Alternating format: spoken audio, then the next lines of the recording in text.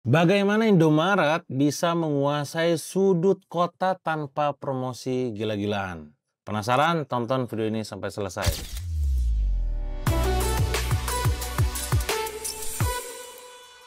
Banyak banget di antara para penonton YouTube saya yang itu request kepada saya tentang, "Kang, bikin lagi dong channel bedah bisnis," gitu ya. Kalau dulu kan mungkin Anda pernah melihat bagaimana banyak banget konten saya yang di YouTube ini, kita terjun langsung ke lapangan, ke UMKM, ke brand, membedah apa yang terjadi di mereka. Dan itu bisa Anda ambil pelajaran di dalamnya. Cuman balik lagi, karena saya pribadi secara agenda memang cukup padat untuk ngomongin bisnis, ya ngurusin bisnis hari ke hari, nah maka saya izin untuk menyampaikan bedah bisnis ini dari jarak jauh saja. Nah, setidaknya ini memberikan gambaran buat kalian semua. Jadi kalau misalnya kalian melihat fenomena Indomaret ya, kalau kita jalan sekarang gitu ya, dari satu titik ke titik yang lain gitu ya, itu bisa ketemu Indomaret 1, 2, sampai 3 tempat. Kadang mungkin kita nih heran, ini apakah nggak rugi mereka ya, baru 500 meter, beberapa meter setelahnya udah ada Indomaret lagi gitu ya. Artinya bukan cuma sekedar ketemu di satu kota gitu ya, tapi di berbagai macam kota demikian. Nah, tentu kita harus banyak belajar di sini.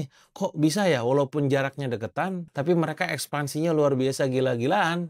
Dan menariknya lagi adalah mereka tanpa promosi gila-gilaan. Untuk membahas lebih detail tentang strategi kompetitifnya dan juga bagaimana dia bisa eksis dan juga ekspansi gila-gilaan, kita akan mulai dengan sejarahnya terlebih dahulu gitu ya. Teman-teman, sejarah Indomaret itu diresmikan pada tanggal 20 Juni 1988 di Ancol. Ini mendirikan sebuah toko Indomaret pertama sebagai bentuk wujud menyediakan akses mudah kebutuhan pokok karyawan. Ini juga sering terjadi di para pesantren gitu ya. Banyak pesantren-pesantren yang pada saat mereka punya pasar yang dalam ini adalah santrinya, mereka membuat sebuah mart yang sederhana, tujuannya adalah untuk memfasilitasi para santrinya untuk kebutuhan setiap harinya. Ini juga terjadi dengan Indomaret. Filosofi utamanya adalah mudah dan hemat, dengan visi menjadi jaringan retail unggul di Indonesia. Jadi kalau misalkan dicari apa yang menjadi selling point dari Indomaret adalah kemudahannya dalam melakukan proses jual beli. Dalam hal ini adalah Anda bisa mengaksesnya dengan mudah.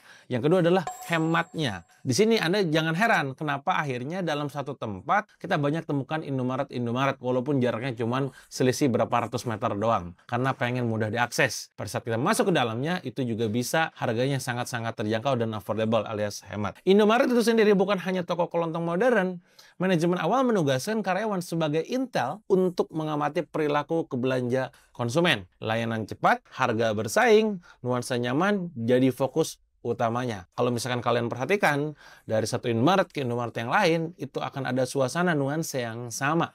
Mulai dari kecepatan dalam pelayanannya, mulai dari harga yang memang itu sangat affordable dan mampu bersaing, dan juga nuansa nyamannya. Bahkan dari segi tata letaknya pun Anda bisa perhatikan kasir di sebelah mana, tempat minuman sebelah mana gitu kan. Terus juga frozen food sebelah mana gitu ya. Ekspansi tidak hanya di urban, tapi juga hingga ke pelosok desa, ke sekolah, ke kantor, bahkan bandara dan juga stasiun MRT.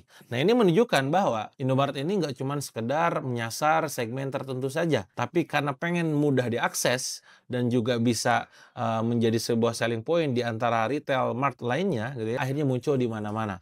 Bahkan contohnya adalah di stasiun Fatmawati itu di daerah Jakarta gitu ya, Indomaret muncul di MRT station. Ini menunjukkan bahwa memang pengen di mana-mana gitu ya supaya mudah teraksesnya. Apa yang menjadi sebuah brand, salah satu brand arsiteknya gitu ya.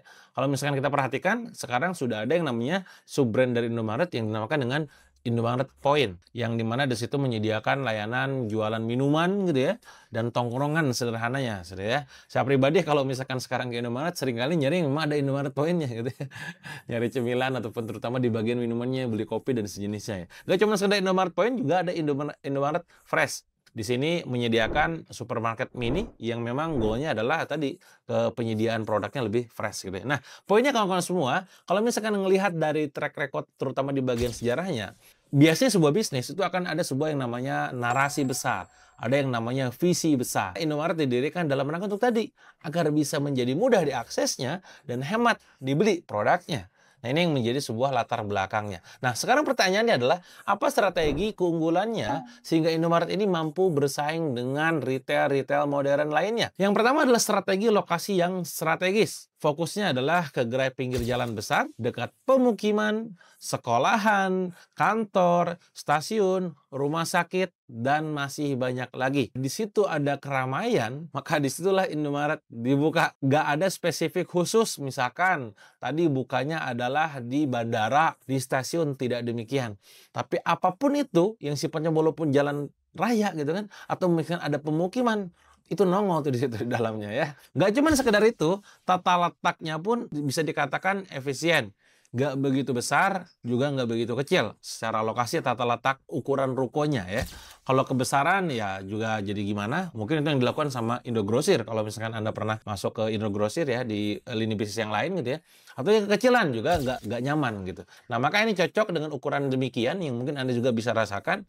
Dan itu bisa membuat orang lain pada saat masuk melakukan yang namanya fenomena impulse buying. Kita masuk ke tempatnya, awalnya mau beli air mineral katakanlah gitu ya. Tiba-tiba kita ngambil juga cemilan-cemilan yang lainnya, makanan-makanan yang lainnya. Di titik Indomaret yang sekarang sudah menjadi sebuah central traffic, tak heran kawan-kawan semua bisnis yang lain ikut nempel. Itu menunjukkan bahwa Indomaret bisa menjadi salah satu pinpoint ataupun sebuah strategi mencari lokasi yang bisa jadikan lead magnet untuk bisnis yang lain. Nah ini bukti bahwa memang strategi Indomaret dalam menentukan lokasi sangat-sangat luar biasa gitu ya. Yang kedua adalah sistem distribusi dan teknologinya. POS terintegrasi dengan pusat, udah bisa semua payment. Dari mulai Anda bisa lihat bagaimana ketika kita belanja di Indomaret itu bisa pakai OVO, bisa pakai Dana, bisa pakai Isaku, bisa pakai apapun ya, ShopeePay dan segala macam gitu ya, memudahkan dalam proses pembayaran. Jadi multi segmen itu ya, secara menengah ke atas, menengah bawah, semua terfasilitasi dengan adanya terintegrasi dengan sistem POS tersebut. Ada juga yang namanya transformasi digital, e-commerce gitu ya via Klik Indomaret ya, delivery service, apps integrasi, dan masih banyak lagi. Logikanya kalau misalkan kita sekarang melihat fenomena Indomaret yang sifatnya tuh offline, sudahlah cukup, udah gak ikutan go digital, gak usah main online segala gitu ya. Tapi Indomaret justru go digital, tetap adaptasi dengan zaman gitu ya. Bikin yang namanya e-commerce via Klik Indomaret, adanya delivery service gitu ya.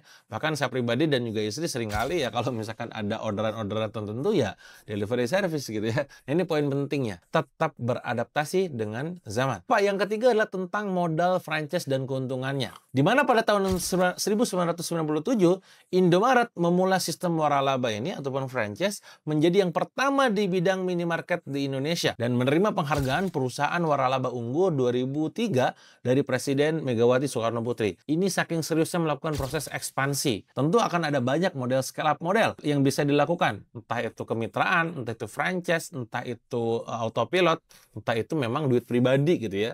Tapi tidak, Indomaret memulai sistemnya itu dengan sistem waralaba. Bahkan jumlah gerainya sudah mencapai lebih dari 21.900 gerai per Maret 2023 kemarin di 32 provinsi. Kecuali Sumatera Barat. Penetrasi pasarnya luar biasa, gila. Scale up-nya gila-gilaan. Nah, ini kalau kita ngomongin soal tentang bisnis, tentu membuat kita biasanya kalau pengen scale up, salah satu masalahnya adalah di C. Apa itu C?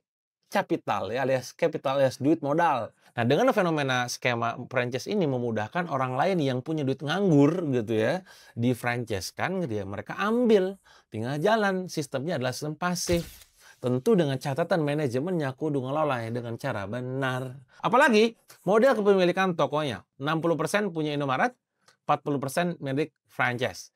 Kalau kita ngomongin soal tentang bisnis secara fundamental, memang franchise dilakukan untuk mempercepat pertumbuhan karena menggunakan duit orang lain. Tapi seorang pebisnis, sebenarnya kalau kita bermain di ranah fundamental, sebaik-baiknya bisnis adalah yang memang diurusin bisnisnya tuh dengan duit sendiri gitu kan, dikembangkan dengan duit sendiri. Karena kontrol, kendali, kuasa sepenuhnya ada pada diri kita. Nah, ini yang dilakukan sama Indomaret. 60%-nya adalah milik sendiri, 40%-nya adalah franchise. Penetrasi dengan cara franchise, profit dengan cara internal capital ataupun bisnis sendiri, gitu ya. Indomaret punya 32 pusat distribusi yang bisa supply 5.000 jenis SKU ke semua toko. Ini jadi kunci keberhasilan jaringannya. Tentu bikin sebuah toko retail doang tanpa akses supply chain distribusi dan juga pengiriman yang nggak menunjang akan menjadi isu di kemudian hari. Karena poinnya adalah punya sendiri, bahasanya nanti kalau di laporan keuangan, ya kalau konsolidasi aja. Nggak usah takut, wong punya kita kalau itu punya kita. Yang bahaya adalah kalau itu punya orang lain, kita promosi genjar-genjaran di pusat, ternyata yang outlet A rame, B sepi, C sepi banget. Nah kan jadi protes tuh yang sepi kan.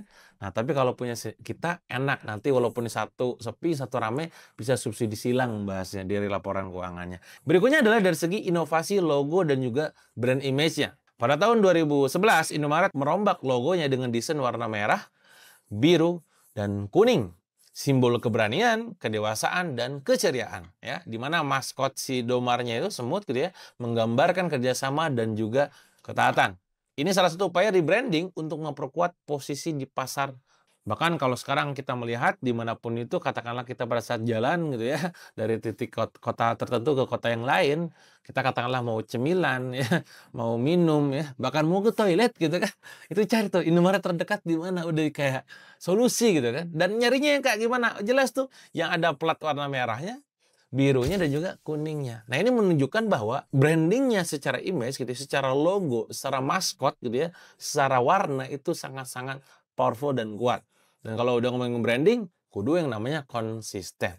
Ini adalah strategi yang dilakukan sama Indomaret sehingga apa? Bisa penetrasinya masif gitu ya, tanpa harus promosi gila-gilaan. Karena dia kuat dari sistem distribusinya, sistem tadi pemodalannya dengan franchise-nya, titik distribusinya, teknologinya, dan masih banyak lagi. Pertanyaannya adalah apa insight-nya buat kita para pemain ataupun pelaku UMKM? Tentu harus kita ambil. Apa saja itu? Yang pertama, kita perlu melakukan riset kunci terlebih dahulu, gitu ya. Di mana riset di sini adalah tentu riset konsumen atas apa yang menjadi behavior konsumen. Kalau kita sekarang bikin bisnis, rata-rata kita itu kagak pernah ada risetnya. Bahasanya tuh gua maunya apa, itulah yang dibuka. Sementara Indomaret tidak melakukan itu. Minimal riset yang dilakukan adalah behaviornya dulu nih. Oh ternyata untuk bisa memastikan impulsif buying, minimal tata letak lokasinya itu luasnya kudu segini. Oh ternyata kalau misalkan kita pengen rame harus ada di pemukiman gitu ya, di tempat keramaian gitu ya. Pinpointnya harus dilakukan.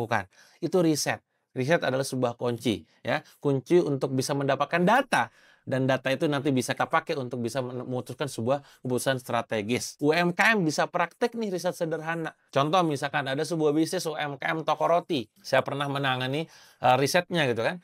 Di mana awalnya buka cabang nih, satu gitu ya. Ini ramai banget, omsetnya 300 juta. Sampai akhirnya dia ngira bahwa, ini kayaknya udah mulai scale up, bikin yang kedua. Ternyata omsetnya setengahnya mantap, 150 juta. Nah ini gimana membuka yang ketiga sama yang keempat dan kelima, sementara ini 2 cabang aja beda-beda. Dia akhirnya baru tuh sadar tentang riset. Dirisetlah pasarnya. Dirisetlah pasar si A, toko cabang 1, dirisetlah cabang yang kedua. Sehingga ada penemuan di situ. Ternyata yang menyebabkan ini ramai adalah salah satunya adalah ada traffic generatornya. Salah satunya adalah Indomaret di pemukiman gitu kan. Sementara yang si B tidak ada Indomaret dan di perkantoran. 2 tempat segmen yang berbeda. Kenapa kok ini 300 juta yang 150 juta? Karena bikin yang kedua tanpa riset. Nah maka di proses yang ketiga, keempat, kelima baru tuh jadi prototipe bahwa intinya kalau kita mau buka cabang harus ada traffic generatornya, harus di pemukiman, harus begini, dan harus begini. Itu yang dimaksud dengan riset mulai dari pasar. Lokasi strategis yang konsisten. Anda bikin sebuah strategi, ada banyak di antara kita yang mungkin bikin F&B, masuk ke mall gitu kan, masuk di bagian pinggir jalan, stand alone gitu kan. Nah ini kadang nggak jelas. Nah tugas Anda tentukan dulu nih, Kang saya mah pokoknya bikin toko rotinya, bikin makanannya itu selalu nempel dengan rumah sakit. Oh saya mah selalu di perkantoran-perkantoran. Oh saya mah di depan kampus. Nah itu kudu clear, lokasinya kudu strategis dan konsisten. Nah kalau Indomaret tentu punya beberapa ciri. Tadi ya, ada yang dari posisinya itu adalah pemukiman, ada yang posisinya adalah sekolahan, ada yang namanya perkantoran, ada yang stasiun. Itu ada yang namanya keramaian. Kalau memang kagak rame, jangan dibuka di situ. Itu nomor 2. Nomor 3 kalau nggak semua, distribusinya terorganisir. UMKM bisa manfaatin supplier lokal dan sistem repeat order biar stoknya lancar. Jangan sampai nanti orang lain pada saat mau beli produknya kagak ada. Hari ini saya menjalankan sebuah bisnis, ya di mana saya support istri saya untuk menjalankan bisnis namanya SR12. Produknya adalah skincare, herbal, dan juga kosmetik. Ada banyak mitra saya di berbagai macam kota di Indonesia. Ada yang di Pekanbaru, ada yang di Pontianak gitu kan, ada yang dari kota-kota yang itu secara gudang dari pusat sendiri kagak ada gitu. Nah, maka solusinya gimana nih? Misalkan orang yang ada di sana supaya bisa mendapatkan ongkos kirim yang lebih murah. Nah, maka saya pribadi punya strategi khusus. Maka saya berkolaborasi, bekerja sama dengan ekspedisi, bekerja sama dengan warehouse, sehingga saya stok, lempar ke sana. Sehingga mitra-mitra saya, industri-industri saya, nggak usah takut kehabisan stok, dan tidak usah takut biaya ongkirnya mahal gitu ya. Nah, ini adalah benefit ketika Anda join di Mitra SR12 bareng SR12 Laku Keras yang saya bimbing langsung. Itu contoh bagaimana kita memastikan distribusinya benar-benar harus dipikirkan sedemikian rupa. Sebagaimana juga di Indomaret gitu ya. Apalagi inovasi logo dan brand identity-nya. Jadi kita harus pastikan itu ada konsepnya, ada maknanya, dan konsisten disampaikan. Rebranding Indomaret bisa dilakukan bisa seketika saja gitu ya, tanpa ada alasan gitu kan. Tapi apa yang terjadi dengan Indomaret? Tidak ada filosofinya. Warnanya ada filosofinya, simbolnya, maskotnya ada filosofinya. Nah, ini yang juga bisa teman-teman pastikan ada gitu ya. Kenapa warnanya begitu? Terus cek dulu, Kang, saya kagak paham filosofi warna. Udah tanya aja orang-orang yang paham ya, orang-orang branding, atau Google aja dulu lah. Contoh lagi ya, saya sekarang sedang mau menyiapkan juga sebuah restoran dengan kolaborasi dengan Mas Nanang dan juga Atta Halilintar, sebuah brand gitu ya. Dalam sebuah brand ini kita tentukan tuh warnanya kira-kira warna apa ya, oranye atau hitam atau merah, itu ada filosofinya. Jadi jangan asal bikin sebuah brand tanpa Anda tahu filosofinya gitu ya. Nah, yang terakhir adalah diversifikasi. Anda bisa ubah outlet Anda bukan cuma sekedar toko. Misal ada jasa antar barangnya, ada fasilitas jasa yang lainnya, dan macam-macamnya. Intinya adalah Anda jangan cuma sekedar jualan satu layanan. Sebagaimana sekarang Indomaret awalnya cuma jualan produk-produk retail, sekarang ada tempat nongkrongnya, ada jualan kopinya, dan macam-macam. Inilah insight-insight penting yang bisa Anda praktekkan pada saat Anda sekarang menjalankan bisnis Anda walaupun masih UMKM. Semoga siapapun Anda yang nonton video bedah bisnis ini, UMKM-nya benar-benar nyentuh di angka kecil miliaran ya. Nggak apa-apa kecil, tapi miliaran. Walaupun kecil, tapi miliaran. Omsetnya, profitnya, bahkan income-nya. Kalau Anda suka dengan video bedah bisnis ini, coba boleh komen di kolom komen, mau request di bedah brand apa lagi. Semoga nanti pada hasil bedahnya itu bisa Anda dapatkan pelajaran, dapatkan insight, catatan, dan bisa dipraktekkan buat bisnis Anda ke depannya. Kalau Anda suka, boleh di-like dan subscribe dan share ke tim Anda terutama ya, supaya Anda juga nggak cuma sekedar pintar sendirian, tapi juga dibekali dengan tim-tim yang juga yang jagoan dan juga pintar-pintar. Itu ya mungkin teman-teman untuk video kali ini. Sampai jumpa di video bisnis berikutnya.